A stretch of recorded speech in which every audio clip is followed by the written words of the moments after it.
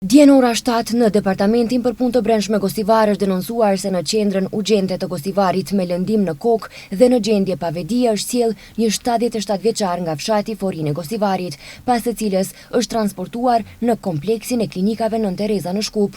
Sipas denoncimit, ai është gjetur nga një fëmijë i tij në afërsi të shtëpisë, i cili edhe ka raportuar ngjarjen. Është kryer këqyrja e vendit të ngjarjes dhe po merren masa për zbardhjen e rastit. Dje në ora 11:30 në qendrën për punë sociale në Tetov, zyrtar policor nga sektori për punë të brendshme Tetov kanë privuar nga liria një 73 vjeçar nga Tetova, duke vepruar sipas denoncimit paraprak nga bashkëshortja e tij, 66 vjeçare, se në shtëpinë familjare e ka kërcënuar me një mjet të mprehtë.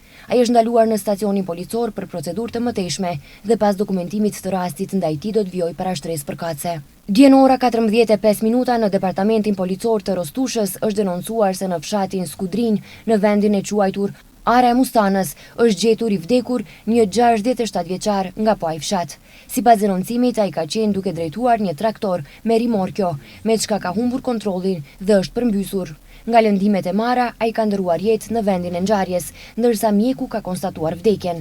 Këqyrjen e vendit të ngjarjes e ka kryer ekipi i ekspertizës nga Departamenti për punë të brendshme Gosivar, ndërsa me urdhër të prokurorit publik, trupi të ndjerit është dërguar për obduksion.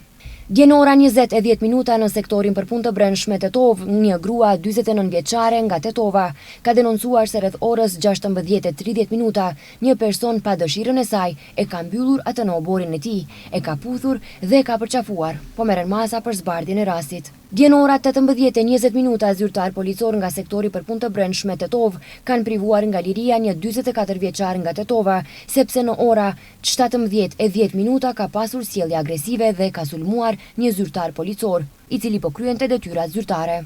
Dje në ora 22:15 në departamentin për punë të brendshme Gosivar, një grua 36 vjeçare nga rrethina e Gosivarit ka denoncuar se rreth orës 19 në shtëpinë familjare, pas një grindjeje paraprake, vjera e saj ka tentuar ta sulmoj me një mjet të fortë. Sot në mëngjes në ora 3:40 zyrtar policor nga sektori për punë të brendshme Tetov kanë shoqëruar një 32 vjeçar nga Tetova, duke vepruar sipas denoncimit paraprak nga një 59 vjeçar, se rreth orës 2 në një park të Tetovës, pas një keqkuptimi paraprak është sjell në mënyrë agresive ndaj tij dhe e ka ofenduar.